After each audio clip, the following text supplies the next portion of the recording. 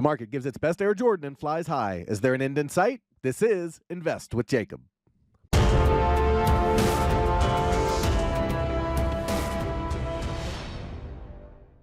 Okay, guys, so in yesterday's video, we talked about the same theme that we've been talking about for the past couple of weeks, that as long as the market holds support, pressure remains up, and the next fib higher is the target.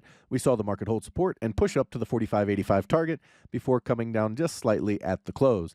Now the question is, what is the next target, and when will this turn? I'll get into that in just 1 second, but first, if you're new here, welcome to the show, guys. My name is Jacob Gabbard, and this is Invest with Jacob, where we use Elliott Wave Theory to break down the SP 500 and the NASDAQ. I highly encourage you to hit that subscribe button down below so that you can get our daily S&P updates, our trade setups, and our buy alerts. All right, guys, with the market continuing to push higher, we do have adjusted count, so let's jump into the chart and take a look. Okay, guys, so here we are on the 1-hour futures chart for the S&P 500. You can see the market came down, held support, was unable to break down below this support level we highlighted yesterday or even really get close to it, and then shot up from there toward the 45.85 target. The next target we talked about was 46.05, and that's where they're sitting right now. So again, the theme remains the same. As long as we're above support, pressure remains higher. So we have pretty clear parameters. The first support level they need to break is this wave 2 low here at 45.45, and then 45.30. Below that, they need to come down to this 44.11, and then this wave 4 down here at 43.68 to really give us a big indication that the top is in and we're looking at a bigger pullback. Overall, the pressure to the upside stays that way until at least some of this support breaks. Preferably, you'd like to see at least this wave 2 break before you start to feel like we're going to have a bigger pullback. Down here to this wave 4 would be a pretty decent level as well. But until that happens, we continue to look higher, and our next fib level is 46.05, followed by 46.38 being the targets to the upside. So pretty simple parameters. As long as we're above this wave 2 low, we look at 46.05 and then 46.38 after that. But if they do break down in support or break down below support, then we need to start breaking support levels that we just highlighted, this 45.30, this 44.11, all of these different levels to the downside to give us an indication that a pullback has begun. This market is quite extended, and the last structure is quite overlapping and a diagonal-looking structure. And when that happens and they do turn over, they tend to come back to the starting point, which would be down around this 43.80 area. We could see a rapid sell-off to that area as diagonals do reverse very quickly. Now, again, until support breaks, pressure remains up. Over on the NASDAQ, okay, very similar parameters. As long as we are above support, pressure remains up. And that up pressure, we did hit the 16,019 target today before pulling back a little bit off of that.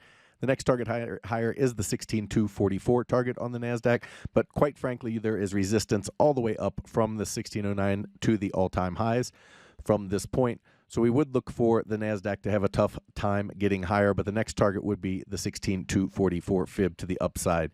To the downside, they have to break support. The first level of support to break is right here at 15,736. They really need to break down below 15,655 before I'll start paying attention. And then they need to come down and break this 15,065 low right here, this B wave low.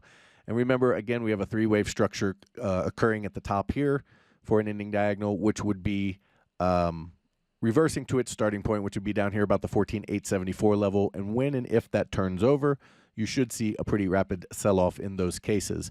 But again, until we break support, the pressure does remain to the upside. So pretty clear parameters on both charts. We have support levels, and as long as we're above that, we should be looking for higher prices.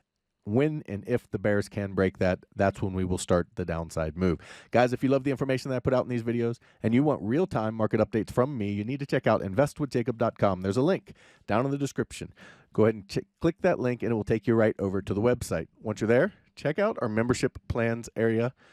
We have 2 incredible monthly plans that both come with a 7-day free trial because I want you to get in there and make sure you love it and become part of the trading team before you ever spend a penny, as well as our Elliott Wave for Beginners online course. This is a la carte. You do not have to be a monthly member to get this, so you can buy it on its own. And it is a 25-video course where I go over our chart setup, our introduction, the Elliott Wave for Beginners course, where I go over every single video or every single wave, how it works, what its targets are, how we know when it fails, and when to look for turns off of the tops and bottoms. As you can see from the testimonials on the screen, it is already helping traders become better traders and understand the market instead of trying to decipher news cycles that don't make any sense. It's an outstanding value, guys, but the really cool thing is if you don't want to pay the $67, it is included in both monthly rooms. In our first room, the Invest with Jacob room, you get all of my real-time market updates, all of my buy and sell alerts, all of your Elliott Wave questions answered, a midday video where I go over exactly where we are in the counts and what to expect, as well as the training material you just saw. We trade the SPY and the QQQ, and we swing trade, which means our trades can last anywhere from a few days to a few months, so we don't trade quite as often as a day trading room does. However, if you are looking for day trading as well as individual stocks, you need to check out PT's Throne Room. In there, you get everything you get from the Invest with Jacob room, as well as individual stocks, day trading, and PT's reduced risk binary method that absolutely crushes the market. He gets you in at a cheap price and gets you big multiples on your money, and it's how he structures the trade that's so unique. It's something you kind of have to see to understand, and that's another reason we give you that 7-day free trial. He also started a challenge account where he put $4,000 into an account trading mini ES futures averaging 3 to 4% gains per week, showing you how to build a small account into a large retirement or savings account. Guys, we would love to have you in these rooms so we can all make money together. Key takeaways for today. Stay above support. Pressure remains up. It's a very simple model. It's a very simple thing. We do have enough waves in place for the move up to be done. But until they break support, the price pressure remains up. Next targets up are 46.05 to 46.38. To the downside, they need to break through this 45.44 and then 45.30 really before I'll start paying attention to the bears. Over on the NASDAQ, same theme. Price pressure remains up as long as we're above support. We do have enough waves in place to complete the move up. However, until they break support, they can continue to push. Next price target on the NASDAQ is 16,244 to the upside.